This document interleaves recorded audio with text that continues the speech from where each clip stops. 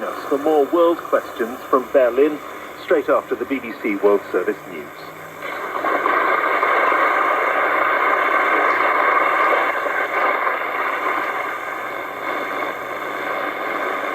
BBC News. Finland has announced it will apply for NATO membership. President Sauli Niinistö called it a historic day. Prime Minister Sanna Marin said she hoped Parliament would confirm the decision shortly. Finland decided to abandon its neutral stance in response to Russia's invasion of Ukraine. Sweden is highly likely to do the same. British military intelligence says Russia has probably lost a third of the ground combat forces it originally committed to Ukraine. It said the current Russian offensive in the Donbass has lost the battle and failed to achieve substantial territorial gains. The governor of the Lviv region says a Russian missile strike has destroyed military infrastructure close to the border with Poland.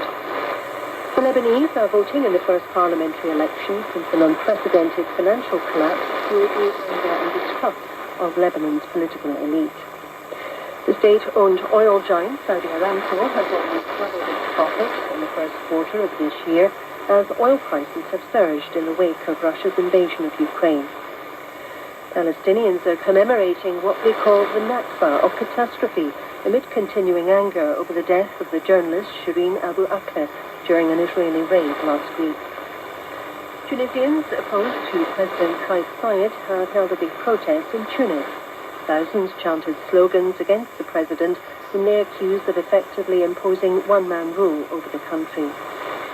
Approximately 8 million people in Beijing have been ordered to keep working from home as COVID restrictions continue in the Chinese capital.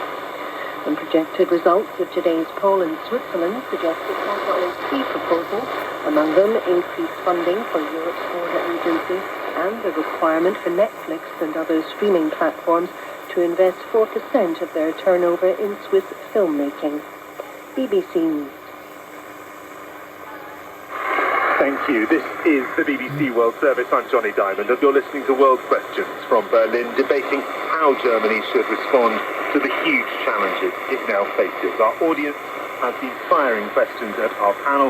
We're going to hear a lot from them in the next half hour. Before we hear from our next questioner, let me quickly reintroduce our panel to you. Niels Schmidt of the governing Social Democrats and Foreign Affairs spokesman, Franziska Brandner of the Green Party and part of the governing coalition, Johan Waderspoel from the opposition Christian Democrat Party, and political scientist Daniela Schwarzer from the Open Society Foundation. Welcome back, all of you.